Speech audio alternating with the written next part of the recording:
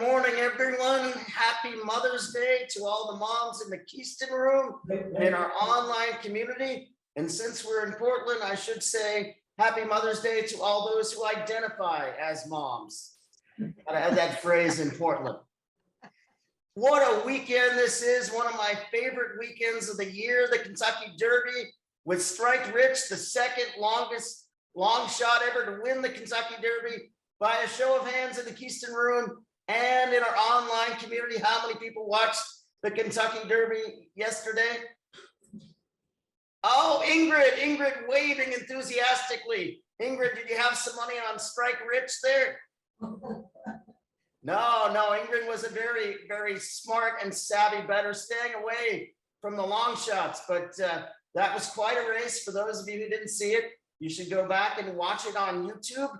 And I may have some more on the Kentucky Derby as we lead into afterthoughts. But a reminder that humanism is a rational philosophy informed by science, inspired by art, and motivated by compassion. It advocates the extension of participatory democracy and the expansion of an open society standing for human rights and social justice. And our reader this morning is one of my favorites, Miss Ann Henderson. Ann. The first one I'm going to do is because of Mother's Day. I'm doing two poems. They're short. One of them is First Child, Second Child by Ogden Nash. Oh. First, be it a girl or one of the boys, it is scarlet all over its outer paw. It is red, it is boiled. Could the obstetrician have possibly been a lobstertrician? His degrees and credentials were hunky-dory, but house for an infantile inventory. Here's the prodigy, here's the miracle. Whether its head is oval or spherical, you would rejoice to find it has only one, having bred a two-headed daughter or son. Here's the phenomenon all complete. It's got two hands, it's got two feet, only natural but pleasing, because for months we have even dreamed of slippers from walls. Furthermore, it is fully equipped, fingers and toes with nails are tipped. It's even got eyes and a mouth clear cut. When the mouth comes open, the eyes go shut.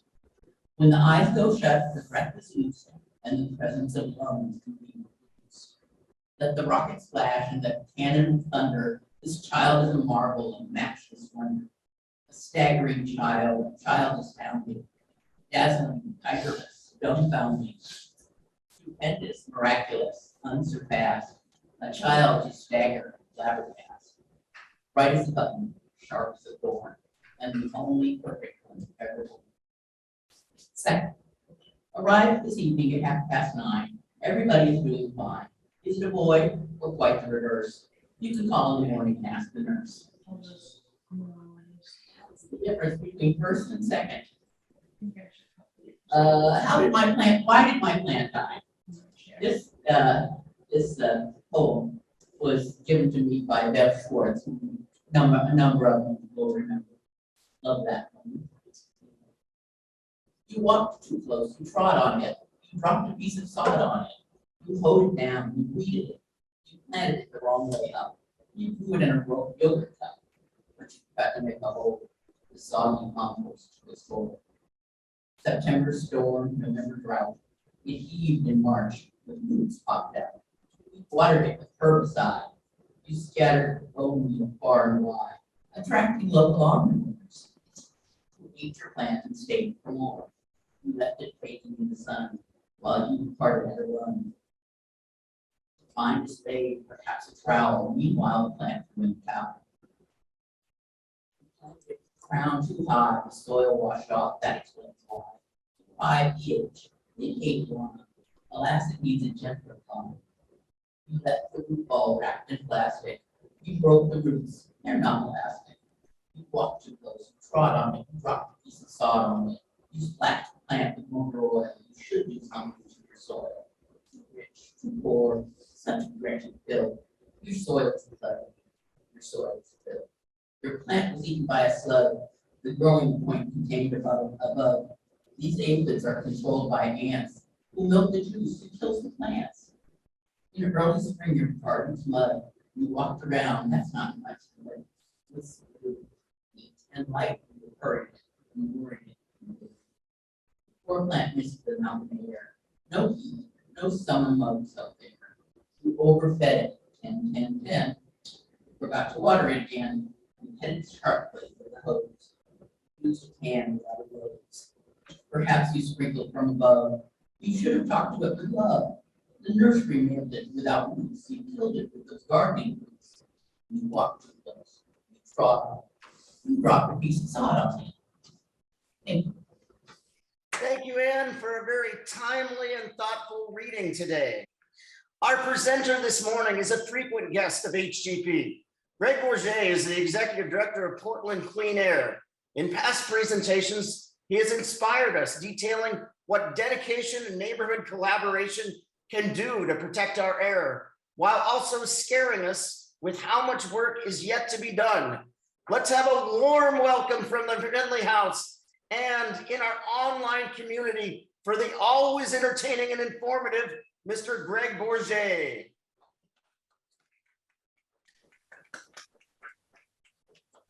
Yeah.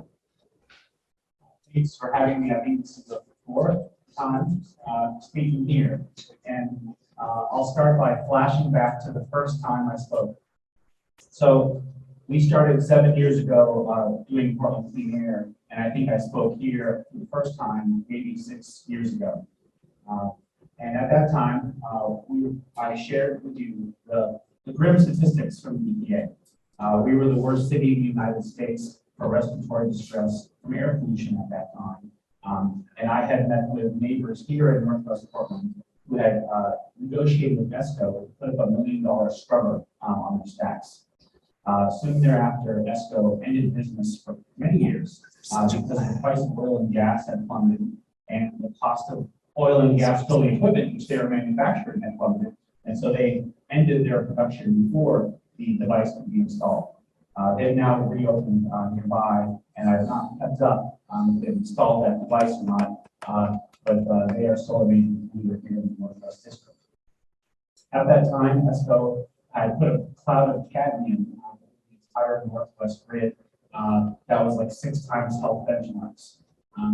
And I met with the neighbors and asked them about it here in Northwest. I was working with forest protection at the time for a decade, and I just wanted to congratulate them for their work with ESCO. And they informed me it was Sharon Janassi and the Northwest District Association. They informed me that the problem wasn't ESCO, but it was citywide, it was statewide.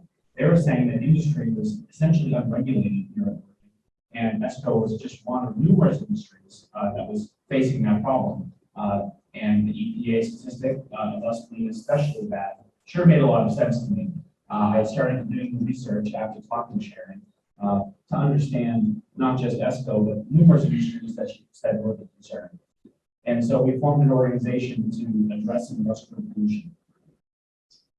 Well, what's happened since then, so many things have changed for us. One of the biggest ones was the Cleaner Air Oregon that came out because of bullseye glass.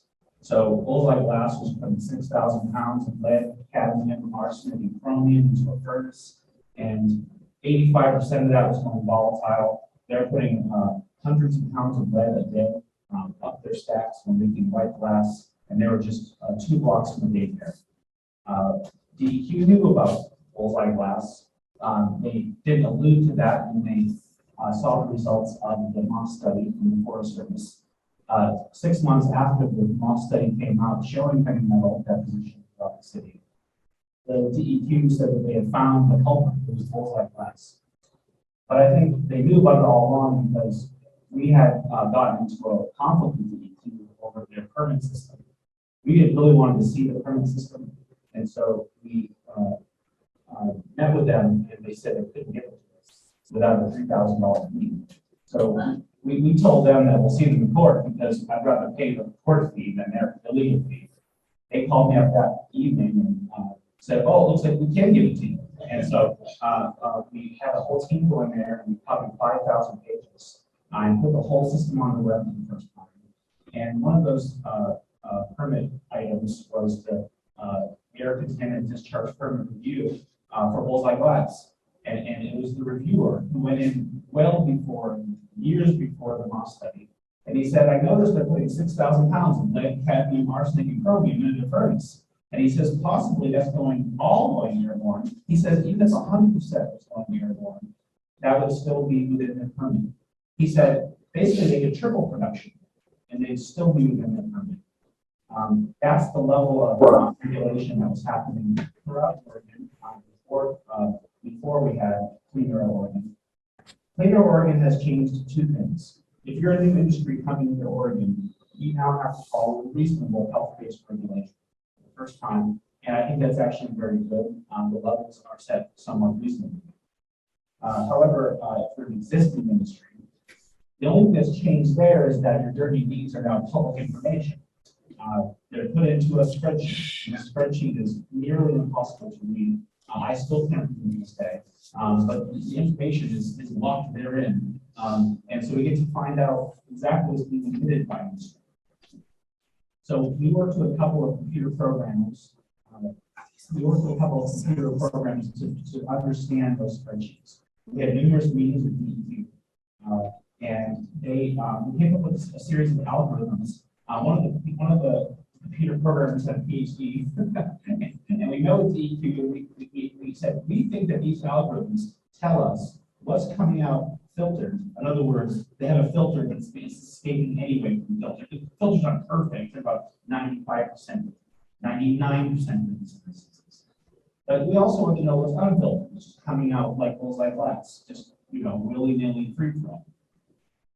So the DEQ agreed with us. They said those algorithms are correct. We had all these meetings to figure it out, and then we ran it and we put it up on our webpage. So now when you go to our portlandcleanair.org webpage, you see the first map and the only map ever made of the smokestacks in Portland.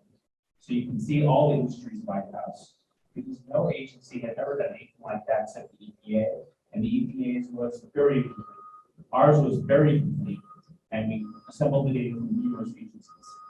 But now when you click on one of the major industries, you see the Clean Air Oregon details of what's being emitted, and that's filtered around. And so we looked at our results and it said that's accurate. What you did is accurate. It looks like you did translated correctly. So we're quite happy about that. And then since then, two industries have source testing. Source testing is not just a very good inventory like I'm describing. They actually get testing equipment, they attach it to the smokestacks, and they look at what's actually being emitted. And they did this for Owens Brockway Glass and Columbia Steel. And they're doing it to others right now. But those two, the results were released. Better now. And the results were not exactly matching the guessing of the inventory, which was very good. These were like, the risk came out to be about the same, but the chemicals emitted were maybe a little different. In other words, like they suggested that maybe hexavalent chromium was coming out of Columbia Steel. Turns out it really wasn't. However, they're emitting so much manganese out of Columbia Steel, I mean, an extraordinary, mind-boggling amount of manganese, that the overall human risk came out to be about the same, measured in cancer per million and a hazard index for non-cancer effects. So Columbia Steel is just extraordinarily dangerous the way that Bullseye Glass was. They still are to this day, emitting so much manganese that they put their neighbors at enormous risk. Columbia Steel is like Owens Brockway. Owens Brockway's risk is just off the charts because of lead and another heavy metal that escapes me. It'll pop into my mind, but the neighbors there have kids, and the kids are exposed to just off the charts amounts of lead. 600 pounds a year of lead, if I remember correctly, and then an enormous amount of another heavy metal that the DEQ has told them they're going to have to change. But these delays have gone on at this point for years. Even after the results have come out, it's been almost a year and a half, 2 years, I think, since we've still seen no order from DEQ for them to put up a control device, of which currently they have none. And they do have a plant, just like the Owens Brockway plant here in Sumner in Portland. They have one just like that in California, where they have the control device that we want them to install.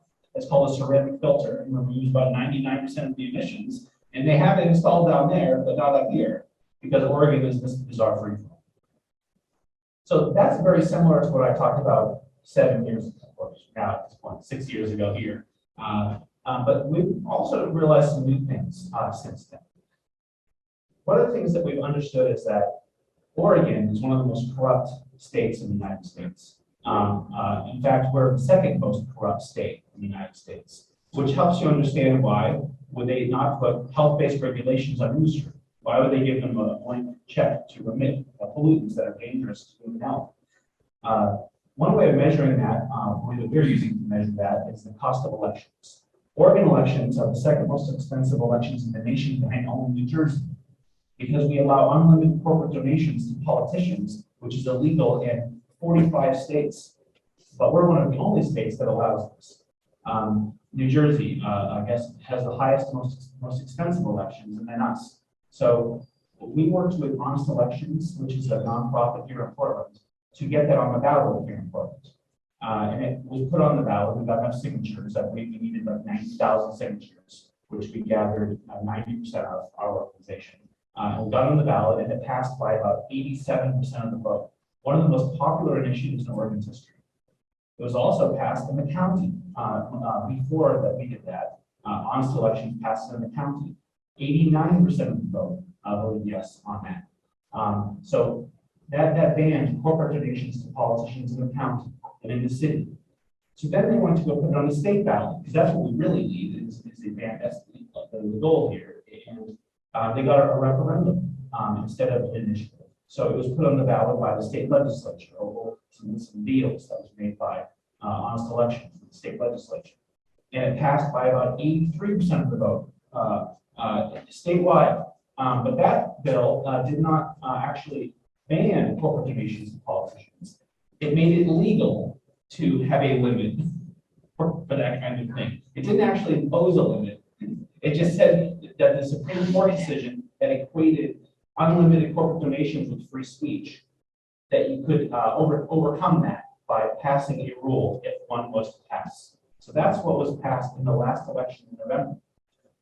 So then we were going to get it on the ballot this year, but we were going to get enough signatures to get it on the ballot. It was filed and we carried it. We got a prospective petition with about 5,000 signatures to get it placed on the ballot. And the way that you do that is you take the part of the law that you want to change, and you change it, and then you submit it to the Secretary of State. They make an initiative called prospective initiative. You circulate it amongst the people, and then they give you an initiative that can be carried to get a final vote. So that was done and submitted correctly. And then Fagan, Secretary of State Fagan, who had just gotten a $500,000 bribe from a union, and the union objected to the initiative being seen by the people. They didn't want it to pass. So they had a written complaint when the initiative was proposed. But that didn't get passed to the Oregon Supreme Court. So then Fagan accepted $500,000 bribe. This is exactly the kind of legal bribe that the initiative aims to overcome, to not have this kind of influence. It not only affects corporate donations, but also affects the size of donations. So you don't have $500,000 from one entity going to a public official. So then Fagan stepped in and said, well, this initiative, I'm going to make a new rule that from now on, you not only have to have the part you're going to change, you have to photocopy all the stuff you're not going to change, which hasn't happened in Oregon in like a decade. And she says, because you haven't passed the new rule, which she installed retroactively, she took the initiative that was going to be circulated this year, and then they shredded it. And all the signatures that were captured or involved in are all gone, and she knocked it off the ballot. We couldn't even collect for it. So Honest Elections put up a writ of memorandus to the Oregon Supreme Court, who refused to hear the writ of memorandus, and now it's being appealed. But even if the appeal wins, it'll be too late to get it on the ballot this year. That's the extremes that the state of Oregon is willing to go to protect their corporate donations. In that kind of environment, what do you do? In other words, if you want to pass change, if you want to change the way that we do things in the state, what they often do is hire a lobbyist. A citizens group may hire a lobbyist and go talk to the legislature, people in the legislature, and ask them to do something different. But in Oregon, why would you hire a lobbyist when the legislature always votes against the environment and social justice. I have not seen significant change come from lobbying in Oregon in the decades that I've been here. Citizen change has tended to be the solution here.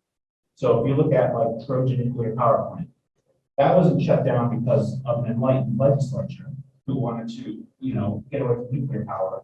It was a citizens' direct action where people chained themselves into the plant, and Greg Bourget defended them. And before they could get serious charges against everybody, he got a subpoena of their safety records. And as soon as that happened, they dropped the charges against all the activists and they decommissioned the plant.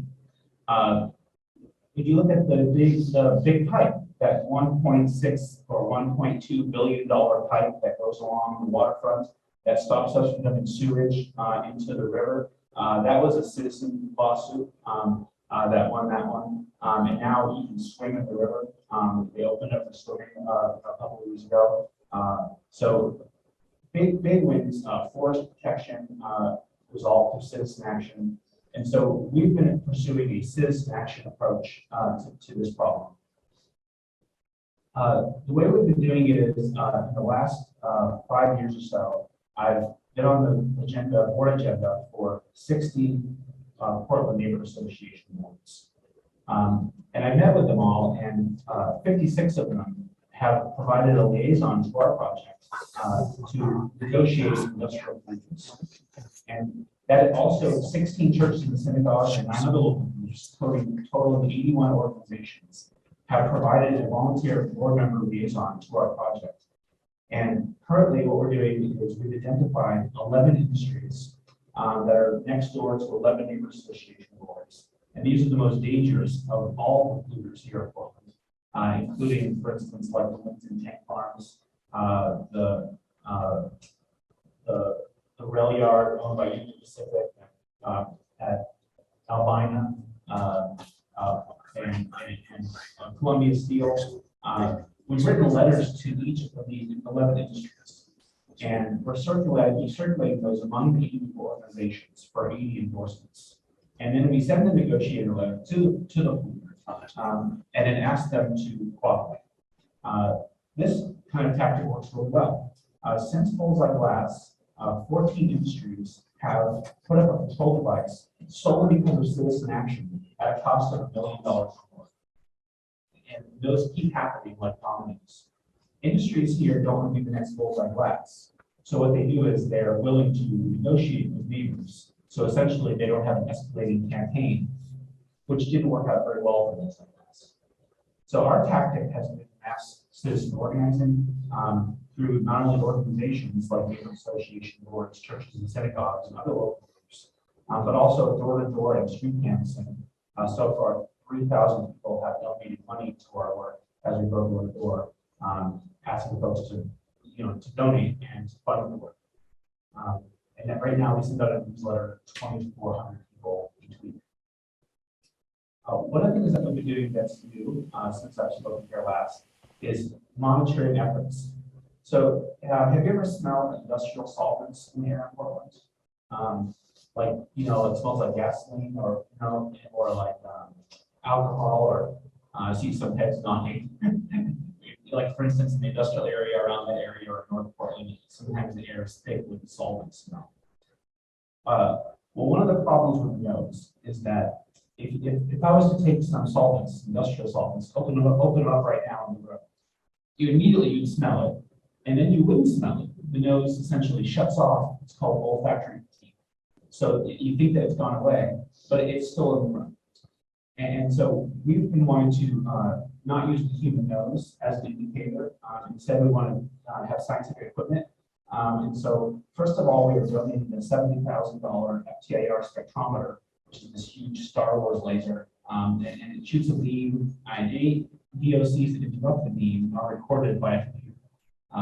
It's very challenging to use, and it costs $10,000 a year to operate because it breaks a cooler that brings it down to liquid nitrogen temperatures with the sensor. And we're intimidated by the costs. So right now we're kind of holding on to that donated device. We're right now using smaller devices, they're handheld, and they cost about $100. And it uses a sensor that can tell you TVOC or total VOC in the air, and you can attach it to a bicycle. And it also has GPS. So we can bike around the area and essentially map the bullseye of emissions coming from a plant because it shows you the higher and lower concentrations. There's only one place in France that makes these right now, and it's called a Flow by I forget the company name, but we have those available. We're also got a grant to have a what do you call it? A super canister. So a super canister is a stainless steel canister with a vacuum inside. You undo the valve, it sucks in an air sample, and you send that out to a lab in California, Eurofins, and they charge $250 a sample, if I remember correctly. And that includes the cost of lending us the canister and mailing it back and forth with insurance and so on. And they tell you 60 VOCs and their parts per billion. It's regulatory grade accuracy. So we've been taking these handheld devices and bicycling around and both mapping them, but also holding some of them stationary at a house that has a VOC problem from the industry nearby. And we noticed that some locations like the Columbia Steel plant has some really high VOC emissions that affect the neighbors' houses when we compare different sites here in Portland. And so we have a computer programmer who's written a series of applications for the web.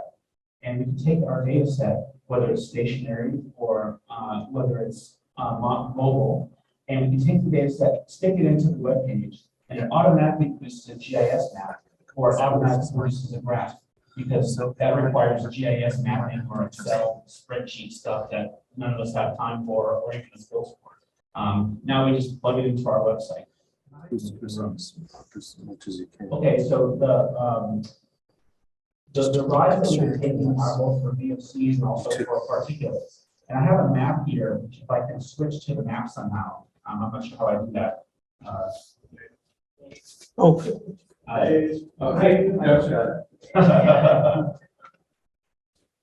this map here is one of our bike maps, and this is showing particulate. A particulate monitor called a Pocket Lab, which is a GPS-enabled particulate monitor. And the EPA has a correction that they have employed, which our technical team has mastered and applied to these readings. And the EPA, we've taken EPA corrected data sets and compared it to regulatory grade equipment that's owned by DEQ. Their machines cost about $25,000 each. Ours costs about $300. And we've done them side by side, and they're exactly the same. And unless there's a giant forest fire, then it does vary because big forest fires throw off our equipment apparently. But on normal conditions, we think that this is as accurate as a DEQ monitor. And a DEQ monitor, I think right now is in 6 locations here in Portland, approximately. And also a Purple Air, I don't know if you've heard of those, but that's one you can buy yourself and put up. It's a stationary monitor. There's about 60 of those in Portland, and they put them up on the Purple Air website. We've downloaded all of their data as well. Those are stationary monitors. So that's 65 locations, maybe 100. This is thousands of locations, all taken within an hour. So having a mobile monitor does things that a stationary monitor can't possibly do. And you see here that the person has started out up here, and they've started bicycling, and it's all green because the particulate's not very high. As I got over to the I-5 corridor and over by the industrial area, all of a sudden the particulate has shot up, and the key here shows the amount. And so it goes from 7.2 micrograms per cubic meter to as high as 9.4 micrograms per cubic meter. So it's increased by about 20%. This is useful for us because it is showing our theory that people who live by the I-5 corridor or the industrial area are experiencing higher particulate, which is extremely dangerous to human health. The machine that we really need, though, is called a Grim Mini Graphs, and this is something that's really holding us back here in Portland. Diesel particulate causes 70% of cancer risk from all airborne carcinogens combined, according to the state of California. Diesel particulate is the most dangerous airborne carcinogen. And here in Portland, our lack of regulation on smokestacks is just as bad as our lack of regulation on trucks. By 2015, left in California because the state of California had given them a 7-year ultimatum. And by 2015, they'd been all kicked out of the state of California. But we believe that through our research with DMV and ODOT data, that 3/4 of the trucks here in the Portland area have no filter. And they put up 10 times as much diesel particulate as a normal truck. This particulate is very, very tiny. It goes into the bloodstream when you breathe it, and then it goes into every organ in the body. It captures heavy metals and other toxins from the air because carbon, of course, is good at grabbing onto things, and it circulates that in every organ. It also goes up the olfactory nerves when you smell it, when it's in the air, I mean. It goes up the olfactory nerves, goes past the blood-brain barrier, and goes directly into the brain. It's one of the only substances known to science that can do that. And because the blood-brain barrier is weakened, then all the diesel particulate in your bloodstream then can also go more freely into the brain. And so it's just an ultra-dangerous substance. This is PM 2.5, but that means 2.5 microns. Diesel particulate is 0.3 microns. In fact, this monitor probably can't even see diesel particulate. And having this level of diesel particulate is largely unknown in our report. The only study that's ever been done on diesel particulate in Portland was done by DEQ using an ethylometer. An ethylometer is the size of like a toaster, and it sucks air to filter paper.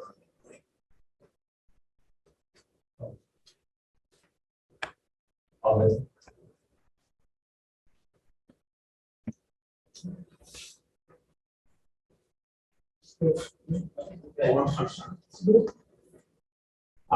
An ethylometer sucks air from filter paper, and then because diesel particulate is black, it changes the color of the filter paper, and then it measures the change in color.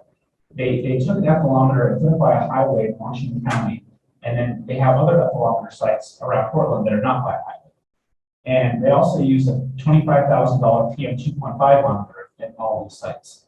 What they found was that the site by the highway, the PM 2.5 is normal, but the black carbon, which is another name for diesel particulate, was twice as high by the highway as all the other sites. And so another way that you can measure diesel particulate, other than ethylometer, which is a piece of lab equipment and very hard to use in the field, is called a grid mini res. This is a $36,000 handheld device that can tell you diesel particulate by looking at the unique size of it, 0.3 microns. It has 30 channels for different sizes of particles. And so you can bike around with a grid mini res and you can detect the particle itself, the diesel particulate, and you can see the risk to human health. These measurements have never been done in Portland, but one donor so far has given us $18,000, which is sitting in our bank account, to pay half for a grid mini res. The moment we have this piece of equipment, we'd be able to make maps like this of diesel particulate. The risk to human health along the I-5 corridor, we think, is very extreme. That's the most truck traffic according to ODOT and PBOT 24-hour truck counts, which we have maps of on our website. So the smokestacks and the diesel particulate, we want to change all of that. We're doing it mostly through citizen action and negotiations with truck fleets and industry owners, through mass organizing, through canvassing, and working with other organizations. And I'm glad to answer any questions anybody has about any of this stuff. I've been the lead researcher for the past 7 years, pulling the data from 8 agencies and working with a team of experts to unravel all that data and make it publicly available and understandable. So I'm glad to answer any questions about any of this. Thank you, Greg, for an informative presentation and for your tireless work on our behalf. You're always a creative fundraiser and you solve problems economically. That's one of the things I really admire about you. Yeah, I will put some. Can you just type in your address and bring up the data to tell you about what the following this in your area, would you have to take away your massive area, is there website just plugged in your Sure, if you go to Yes. portlandcleanair.org, Yes. there's a map on the front page there. And that map can be zoomed in on right to your house. And you can look around and you can see the industries, they're color coded by severity. And you can click on most of the industries and see their emissions. And also we have my contact information. People often contact me and say, I see this industry here, can you tell me more? And I know all industries very well at this point. So I'm also available for people to assess their neighborhood. Is that only in Portland or is it out be doing where? We have done Portland, we've done Washington, Clackamas, and Multnomah counties. So those are the 3 counties that we cover. And also we have 24-hour truck counts of just Multnomah. So you can see your exposure to diesel particles.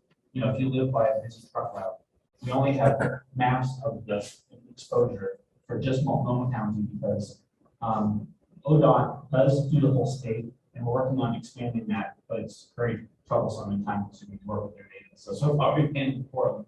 Okay, now the one you said mounts to a bicycle, did you put have one of those maps to your home and check it personally?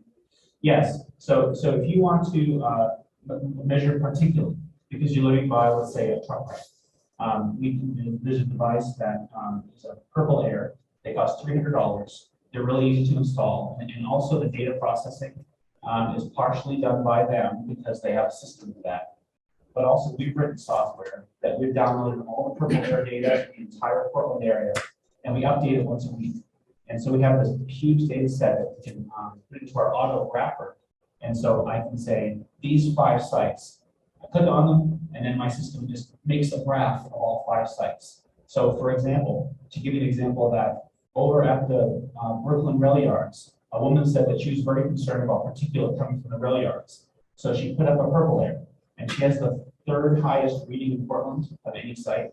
And I thought, well, it must be an anomaly. Maybe she's blowing smoke on it to get attention, So I looked at the map, and her spikes are identical to the other spikes around Portland, except that her spikes are higher.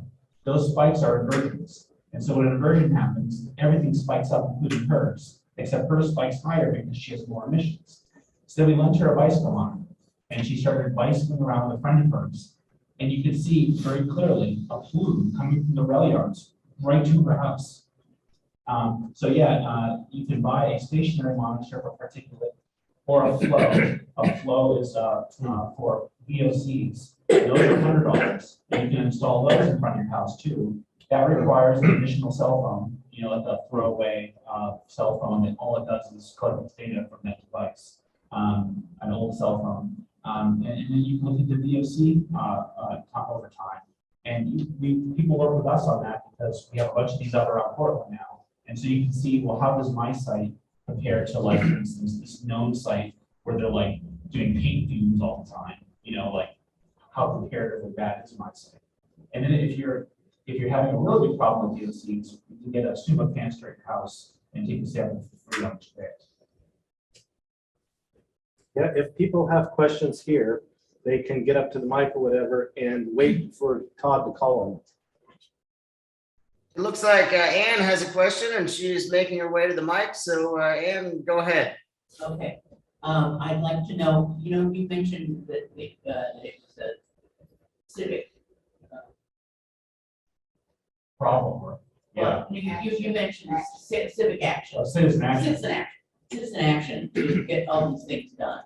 I in the past 4 years, we found out that laws really work, whereas norms don't.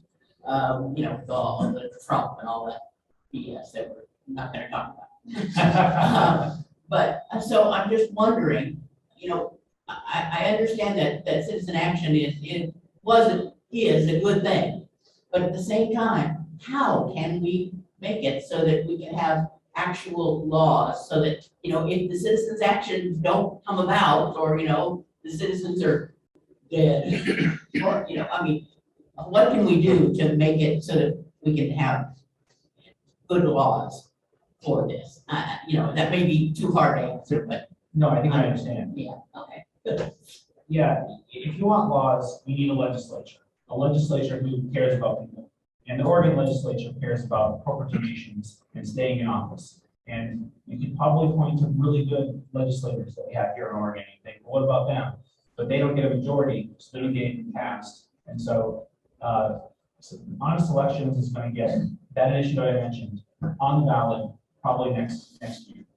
And it's going to take another year for it to actually get into effect. I mean, these are extremely popular laws, certainly in the past. If we just get a chance to use the citizen initiative process without being derailed illegally, it'll obviously pass. And then when the stem of money is stayed to these legislators, and then they care about people, because then people become the thing that keeps them in office instead of a few corporations. So right now, I don't see how in this environment, I don't see how we could possibly pass better laws when the legislature is not going to cooperate. Honest Elections gave one example. They have noticed that was in California, where you had a city council that was bought by the oil company, and the city the city council was not bought by the oil company, and the oil company was trying to do some stuff that the city council opposed. So the oil company stepped in and they just tried to basically get rid of the entire city council by running a slate of people against the city council to replace the entire city council. So they said massive spending, and they put up like billboards all over town, ads up and everything, and inundated the town with their better slate of people that should be replacing these folks. But they had a law in California, and the law said you had to say where the money came from on every ad. We don't have that here in Oregon, but in California they did. So these big billboards that said replace so-and-so, paid for by the oil company, and it didn't work. Everyone knew that the oil company was a problem in the town, and so no one went for the ads, and they weren't able to replace the city council. So here in Oregon, we don't have those rules, and that initiative would also make these ads here in Oregon state their funders. So right now we're a corporate-owned state in Oregon, and so if you can't have the state cooperate like Gandhi had in India or Dr. Martin Luther King had in the South in the '60s. If you can't have the state cooperate, then you have to have some other way of, in South Africa, you had the de Klerk government, which was a white-owned government controlling 97%, African state. And so the de Klerk government said that the African National Congress was illegal, and any kind of rules that were reasonable were illegal. So they couldn't have the government on their side. So we all know what happened there. Mandela and de Klerk won the Nobel Peace Prize together for averting civil war by having citizen action that escalated to the endpoint of citizen action of parallel government. Essentially, they created a parallel government in the African National Congress. And those secret meetings between de Klerk and Mandela while he was in prison in Robben Island, where they transferred the entire federal government from the de Klerk government over to the African National Congress just to avert civil war. And they were ready for civil war, but they wanted a nonviolent resolution, and they were able to choose one. And I think here in Oregon, thankfully, we don't have to have a parallel government or civil war. I think what we need to have here is massive grassroots cooperation. We are working with right now 80 organizations to address air pollution, and also 40 organizations to address homelessness. Our nonprofit also works on homelessness, in which here in Portland we have 4,000 people or so who are living in a tent on the sidewalk. We have written a paper on this that shows cited sources that 80% of the people living on a tent on the sidewalk don't have severe mental illness. They don't have severe drug addiction. That they could be taken right off the street right now and put into alternative shelter, which essentially is going to be an 8x10 wooden shack that's heated and lighted, or a place where they can park their vehicle and have services, bathrooms, and showers. These 40 nonprofits that we work with provide those services to folks who are on shelter. And this form of shelter costs less than affordable housing. It costs less than traditional shelters. And also folks who live on the street, they don't want to go into giant traditional shelters where they feel unsafe. So we're working on a door-to-door canvas of the entire Portland area for that issue. And also we're working to outreach to all these organizations, like I mentioned, for them to endorse this policy. So when you have 120 organizations working together like that, it's very powerful because, for instance, is there a mailing list within this? Do you know how big that is? About 120. 120 people. Yeah. And so I believe like North Coast, NECN, who has been helping us, they've been donating to us, they've been helping us over the years. Northeast Coalition Neighborhoods, I believe, has 15,000 people on their mailing list. And if you look at all the 120 organizations that I mentioned that we work with and keep in touch with, hundreds of thousands of people are on their mailing lists. So if they were to, for instance, send out a notification all at once to hundreds of thousands of Portland residents regarding, you holding that coffee cup, because the people of Portland are not liking that. You can imagine if you're on the receiving end of hundreds of thousands of people who are writing letters now and trying to phone you and saying like, gosh, the coffee cup's really a problem for us. You can imagine that's hard to ignore. You probably put the coffee cup down. And with industry, yeah, I mean, you wouldn't. And when I worked with our first, I've been now 15 years with our first in Northern California, we had that problem with people on USERV. We got a big no, not the coffee cup down, except it wasn't a coffee cup then, it was logging 2,000-year-old redwoods, the last redwoods. And so we escalated. And in Northern California, we escalated to blinded tree sitting, where I essentially went up into an active timber harvest area where they're going to cut the trees down that day. We went in the middle of the night and we basically physically occupied the treetops, or we would chain ourselves to their equipment, or chain ourselves to their timber gates. We had thousands of arrests in Northern California, which led to state and federal government intervention, which was the largest acquisition of parkland in American history, $450 million to purchase the Headwaters Forest, which is now safe in perpetuity. And I think that kind of citizen action, where you're doing direct action, where you're chaining yourselves to things and so on, it becomes increasingly hard to ignore when you want to ignore it. You want to hold the coffee cup, but it's like when someone chains your, to your front door there, and then what happens is the media steps in and the courts step in. And in the case where people have chained themselves into the gates or into the road at Trojan, it's not the same thing as lawlessness. Essentially, if I was to come over there and kick you in the shins, if that went to court, I would lose terrifically, right? Because no one can understand, well, why would I do that? But I think with the case of Trojan, people did understand why they were doing that. It was so popular here in Oregon that essentially everyone sided with the protesters. And even though what they did was illegal, the way that it transpired in the courts is that they essentially won in the courts, they won in the media, and Trojan backed down. So I think that's what we have to do here is we have to have an escalating citizen action campaign because we're not going to have control of our state government anytime soon.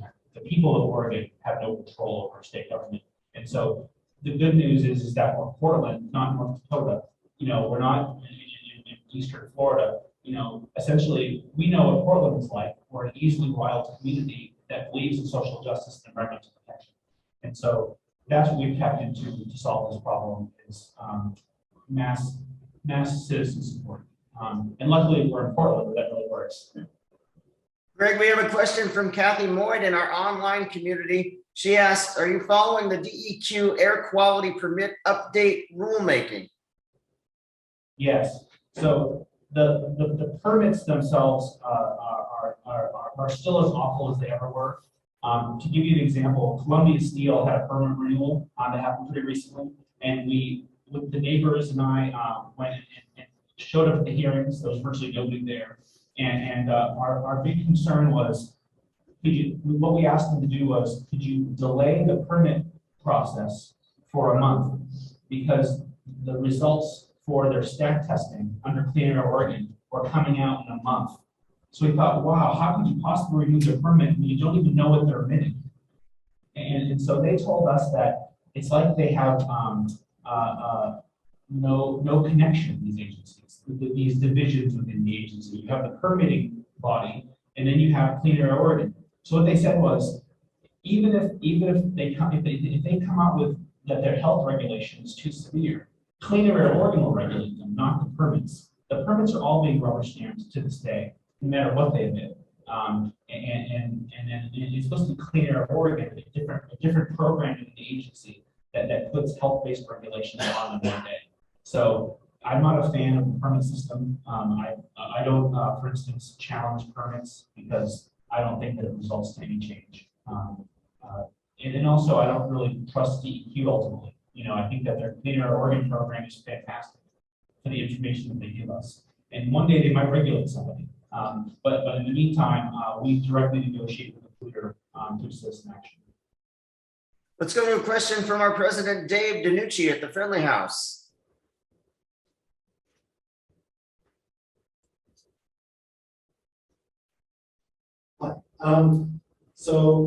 First I wanted to mention, there's a certain scientist who puts videos online that I'm a fan of, Sabina Awesome. And it turns out that 3 days ago, she put a video describing diesel particulates and different sizes and where they're coming from and different vehicles. And it started with her motivating it that she wanted to buy a new car and decide that it's. But anyway, it was very interesting that she included all that data. You might be interested in. But the main question I have is I live in the Gateway area, and there's this thing called Gateway Greens that's starting up. Now, I didn't see all of your talks, I was listening to that. But Gateway Greens is apparently this area that's like in the middle of all these freeways, and it was just some grassy knoll there, and people decided, hey, there's grass, we should have a park there. So they decided that they needed a park in the middle of a moment where I-205 and I-84 cross and kind of completely surround this grass area.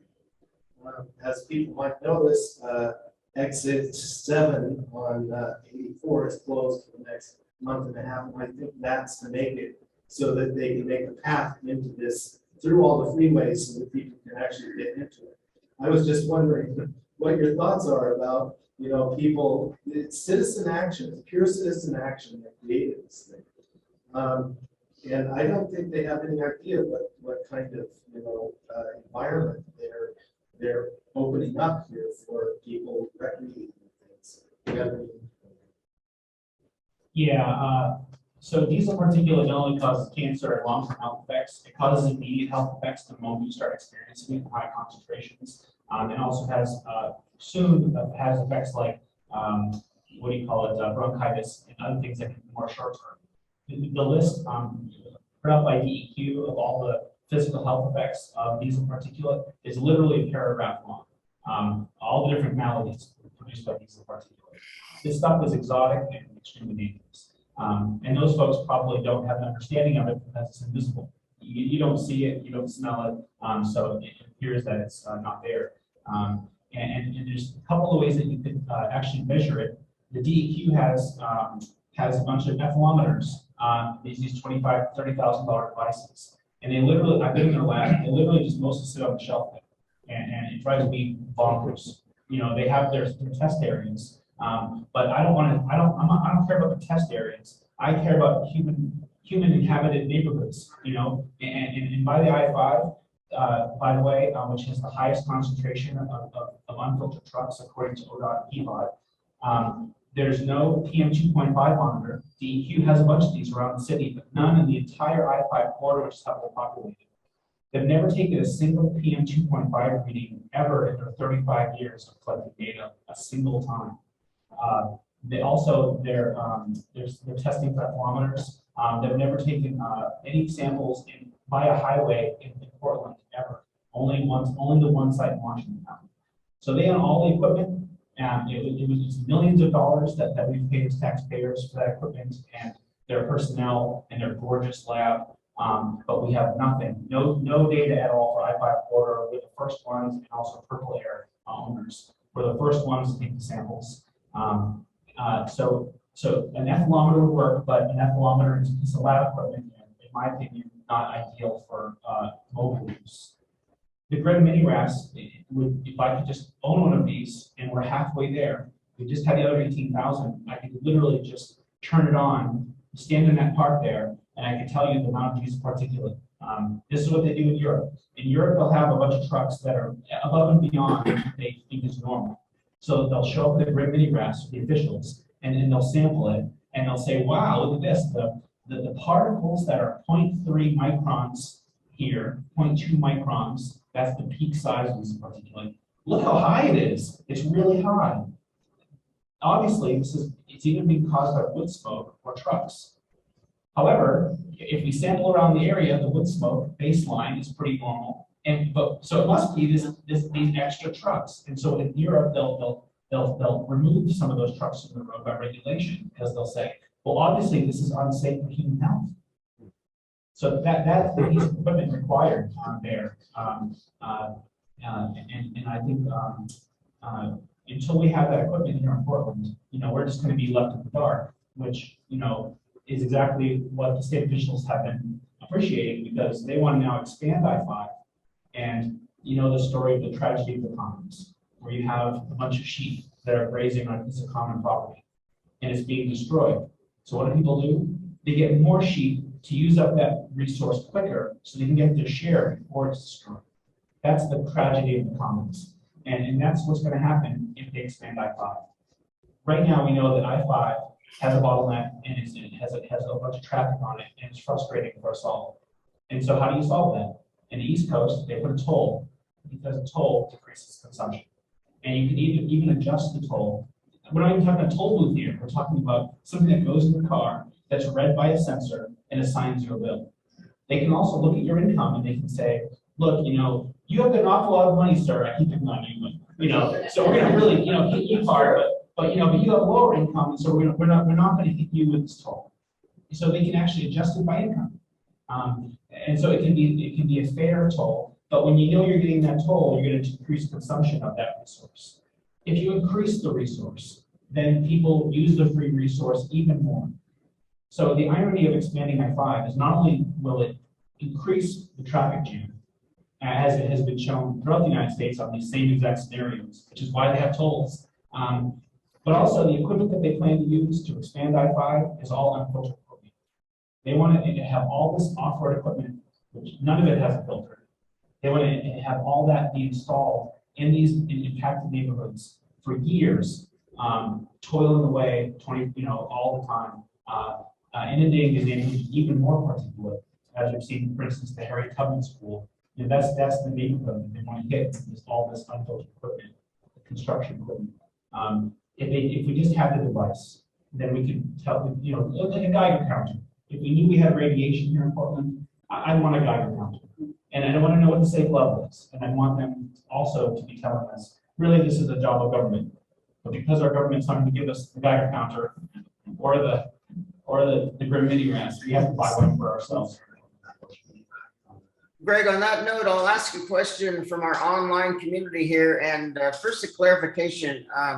I was impressed by how inexpensive some of the measuring equipment was. Did you say the Purple Air equipment was stationary or mobile equipment? The Purple Air is a $300 device that you can order online. You can stick on your house, and then the data that you're collecting goes right up online. And then our software can then gather the data, and we can then graph that site as soon as it goes up. And we can also pull the data from the moment it was first installed. So a Purple Air is the best device for at-home stationary particulate monitoring, and the Flow is the best by Plume Labs. The Flow by Plume Labs is the best for VOC, industrial solvent monitoring, stationary monitoring. But the Flow also has GPS, so the Flow can also be used mobile as well. You can do either with the Flow. And then what was the cost of some of the mobile equipment that you mentioned? Just quickly.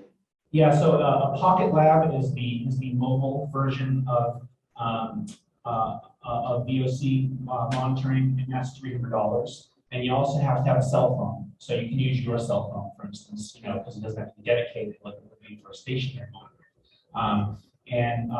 We found a third device, which I don't have in memory, that one's just for formaldehyde. So we have some huge formaldehyde emitters in Kenton. One of them just got a $2 million fine, the biggest fine in work history, for their historic emissions of formaldehyde, and now they're having to get they recently got a thermal oxide vacuum, which removes 99% of those emissions, and they've had these for decades, these devices, but they just got one.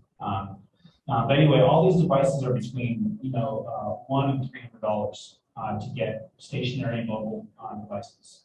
And we have on our website reports that go into excruciating detail about how these operate, the sensors they use, and where to buy them. That's pretty impressive. So a follow-up question based on that information, I suspect, knowing how creative and collaborative you are, you're already doing this, but Portland has such an active cycling community.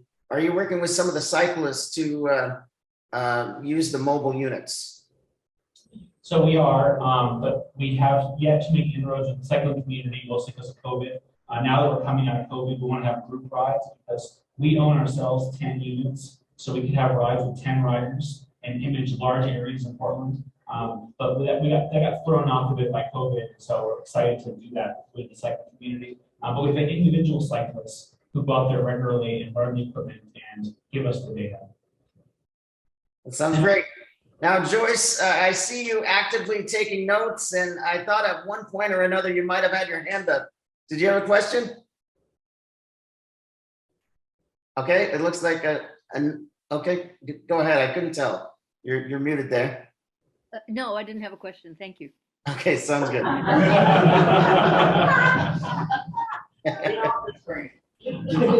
have two things to add. One is that there's two reasons why people give me their email, and I have a clipboard here which I'll pass around. And if you also put your email in chat, you make a note of why you're giving me your email.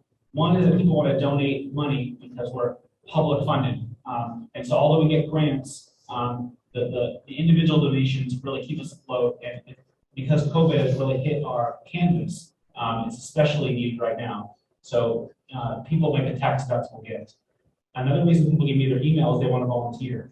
And some people volunteer because, gosh, they are a chemist or they have GIS experience, GIS mapping, or they're a data expert. And so that's always fantastic. Some folks volunteer and they have the industry right by their house and they want that industry to be addressed. So we do most of the work there, but that volunteer becomes critical. Otherwise, we won't work on the industry. We only work on industries where someone is volunteering nearby. It doesn't take a lot of effort. And then some people volunteer because they want to help. They have no particular skill, but that's fantastic because we have so many things to do each day that it's the volunteer. This is all volunteer driven. So I'll pass around a clipboard if you want to give me your email for either of those two reasons. And if you put your email in the chat, it looks like the technical experts here are going to capture that email and make a list of that. And I'll contact you myself. I'll get all those emails. So here, I'll pass that around. Another thing I want to add really briefly is about the Linton tank farms. So we're working on the Linton tank farms. This is one of the 11 industries that we focus on with the Linton Neighbors Association board. The tank farms, are you all familiar with the tank farms?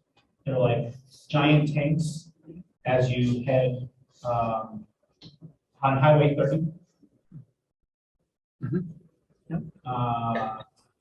Yeah, okay, so like as you head down Highway 30 away from Northwest, you see these giant tanks on the side of the road. Those tanks hold 90% of the gasoline in the entire state. And they have a roof that's a floating roof. And then there's a gap because if they were to seal it, then they would either implode or explode. Not explode like boom, but more like they would just fail because the expansion and contraction of the contents. So, if you had gasoline and you stored it in your garage and you had it in an open container, you can imagine the emissions coming inside your garage from that container. That's why you always store gasoline in a sealed container. But in Linton, they're not sealed. So what they could do is instead of having all that emissions go into the air by people's houses and everything. They could use a thermal oxidizer and they could burn it off essentially, and they'd be almost no emissions, but they don't. And also they have heated tanks full of asphalt that put out horrific emissions.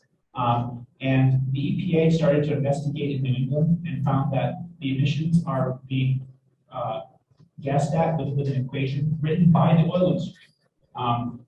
And so when they found that when they investigated and actually tested the emissions, they were so high, they all got fined for violations of the Clean Air Act. But they're the only ones that ever tested were in New England. So Massachusetts and Maine just made the equation that they report on illegal. And they actually have to report with actual testing now in Maine and Massachusetts.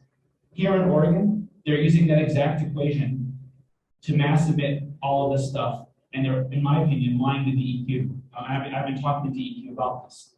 The other thing is that the OSPAC, which is the State Seismic Commission, has said that it's all on fill. All these tanks are built on fill. And during Cascadia, all those tanks will fail. They'll all release all of their contents into the river. And they'll also explode because of the way that the failure works, they explode. They're storing anhydrous ammonia and chlorine in large quantities amid the tanks. And so OSPAC said that that failure will be on par with Fukushima in their words.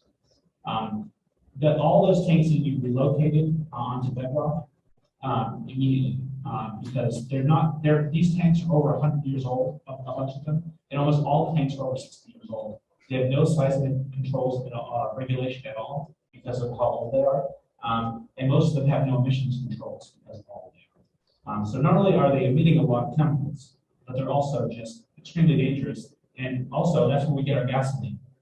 So you'll see that's been in the news a lot lately, maybe not on the front page, but they're one of the industries that we really have a focus on. All the 11 industries we focus on are kind of on that level, where we thought bullseye glass was really bad. Bullseye glass was objectively the third most dangerous smokestack emitter, probably at that time.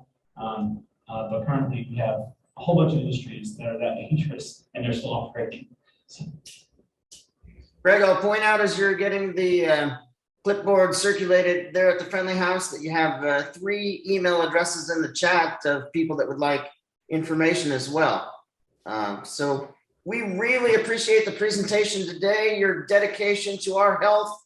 You are one of the best community organizers, in my opinion, that we get a chance to hear from on a regular basis. And we really appreciate the time and the presentation today. Oh, and it looks like Joyce typed her name in here. Does that mean? Doesn't have something to say this time. Okay, there we go. What, are you asking me to say something? Well, You have something to say. I do have a Name in the question. chat. Okay, I came up with a question just for you, Todd. No. Greg, those machines or devices that you say we can use in our homes, let me get clear so I understand what those are.